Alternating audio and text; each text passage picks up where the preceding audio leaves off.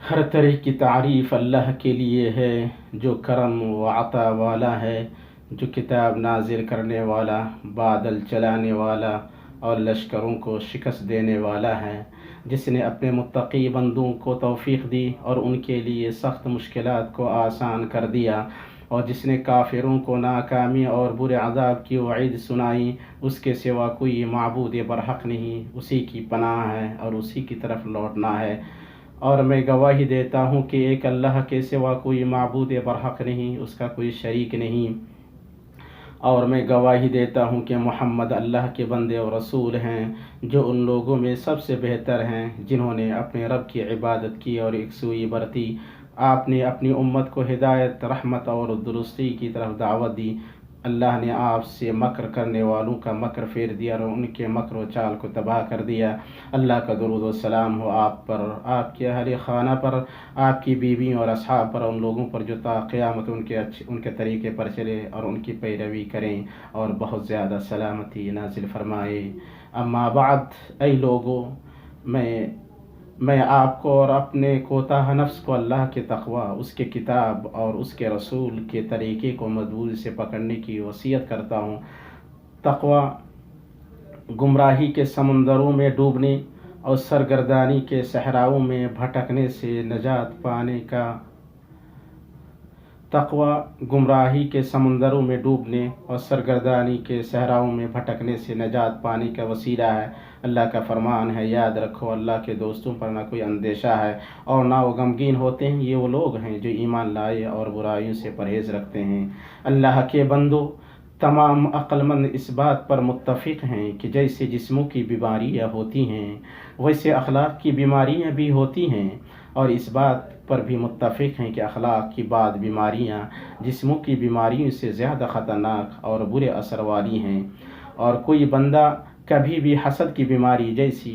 کسی اخلاقی بیماری میں مبتلا نہیں ہوا جو اس کے دل کو بری طرح تباہ کر دے، اسے کینہ پر برانگیختہ کرے اور اس کے دل کی آگ کو بھڑکائے۔ یہ ایک گھٹیا بیماری ہے جو اس میں مبتلا شخص کے ایمان کو کمزور کر دیتی ہے اور اسے تنگ زندگی بسر کرنے پر مجبور کر دیتی ہے، کیونکہ وہ اپنے نفس میں اس بندے کے تئیں حسد محسوس کرتا ہے جسے اللہ نے اپنی عظیم نعمتوں میں سے کسی نعمت اور اپنے وسیع احسانات میں کسی احسان سے نوازا ہے، اور جس کا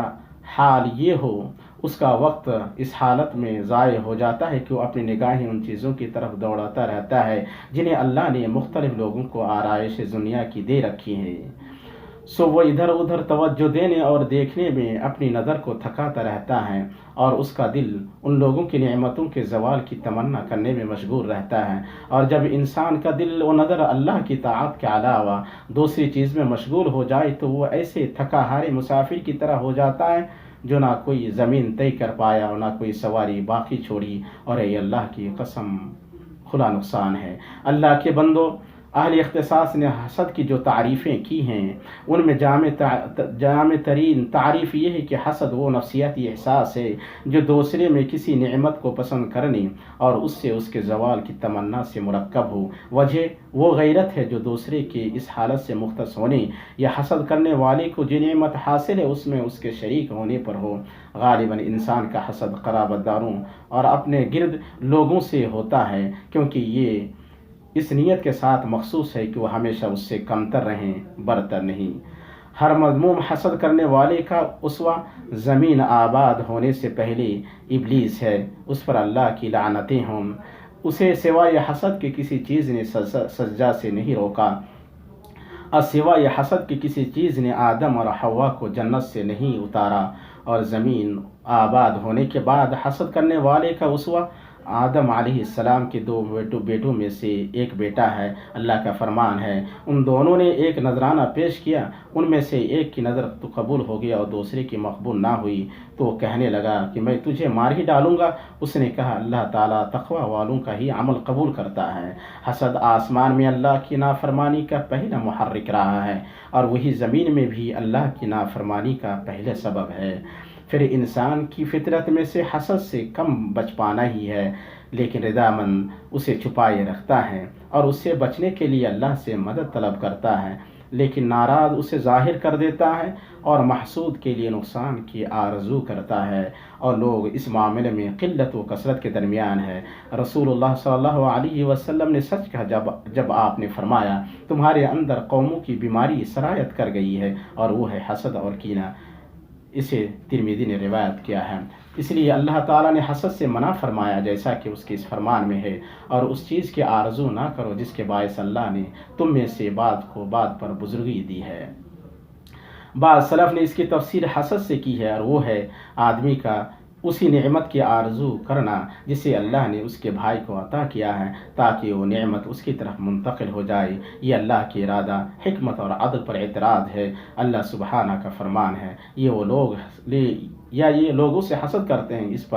اس پر جو اللہ نے اپنے فضل سے انہیں دیا ہے۔ اللہ کے بندوں، حسد کرنے والی کی تصویر یہ ہے کہ اس کا دل اللہ کے بندوں میں سے کسی بندے پر ناراض ہوتا ہے جس کا حاسد کی نظر میں سوائے اس کی کوئی گناہ نہیں کہ اللہ نے اسے اپنی بے شمار نعمتوں میں سے کوئی نعمت عطا فرمائی ہے۔ اس لیے عقل مند حسد اور آگ کے درمیان مشابہت پاتا ہے، کیونکہ حسد نیکیوں کو کھا جاتا ہے جیسے آگ لکڑی کو کھا جاتی ہے، اور حسد کرنے والا محسود کے تئیں اپنے جی میں جو احساس پاتا ہے اس کی وجہ سے وہ اپنے آپ کے بعد حصے کو کھا جاتا ہے۔ اور اللہ کے بندوں، نتیجہ یہ ہے کہ آگ جب کھانے کے لیے کچھ نہیں پاتی ہے تو اپنے بعد حصے کو کھا جاتی ہے۔ اللہ کے بندوں، اس میں کوئی تعجب نہیں، کیونکہ حسد ہی کی وجہ سے ابلیس نے اللہ کے حکم سے تکبر کیا، اور اسی حسد نے ایک بھائی کو اپنے بھائی کو قتل کرنے اور کچھ بھائی کو اپنے بھائی کو کنویں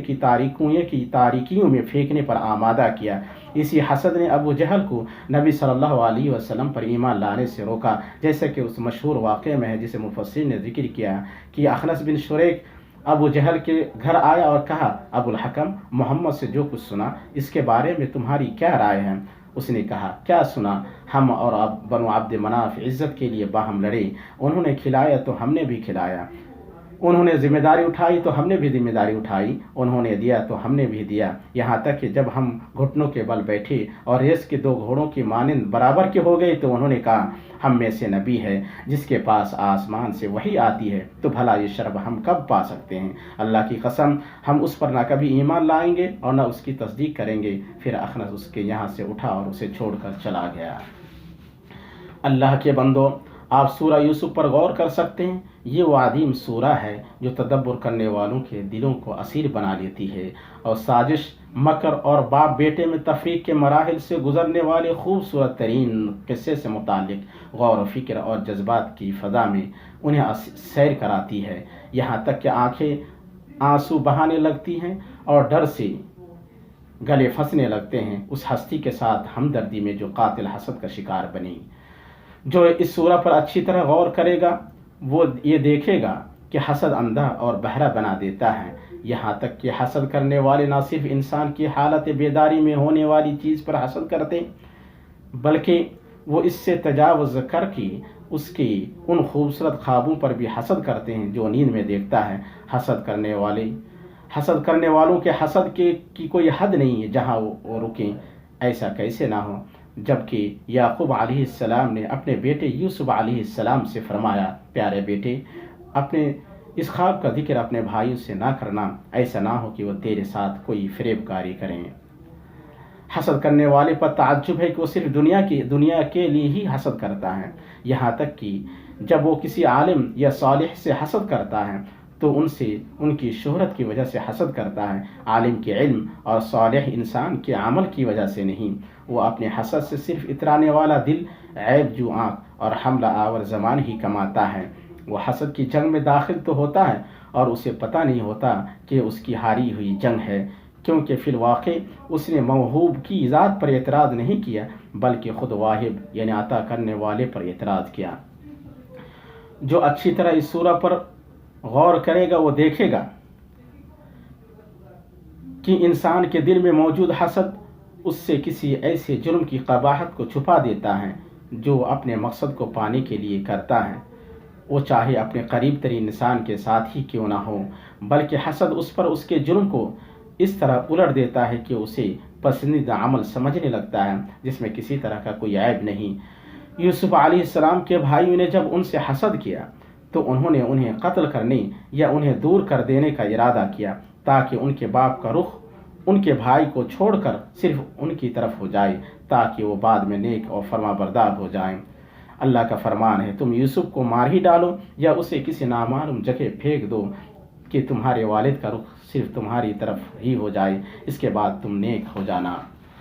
جو اس سورہ میں اچھی طرح تدبر کرے گا وہ ضرور دیکھے گا کہ حسد کرنے والے کو اس بات سے روک دیتا ہے کہ وہ محسود کو اس کا لائق وصف دے۔ یوسف علیہ السلام کے بھائیوں کے قصے میں ہے کہ یوسف علیہ السلام کے بارے میں ان کی گفتگو ان کے نام کی تصریح کے ساتھ تھی، جو اس وصف سے خالی تھا کہ ان کے بھائی ہیں۔ وہ کہتے تم یوسف کو تو مار ہی ڈالو یا اسے کسی نامعلوم جگہ پھینک دو۔ وہ کہا کرتے یوسف اور اس کا بھائی بنسبت ہمارے باپ کو زیادہ پیارے ہیں، اور وہ کہتے ابا آخر آپ یوسف کے بارے میں ہم پر اعتبار کیوں نہیں کرتے؟ اور جب ان کا معاملہ ان کے دوسرے بھائی کے ساتھ تھا جس سے انہوں نے یوسف علیہ السلام کی طرح حسد نہیں کیا، تو اس کے لیے لفظ بھائی کا استعمال کیا اور کوئی عار و تکبر محسوس نہیں کیا۔ انہوں نے کہا ابا ہم سے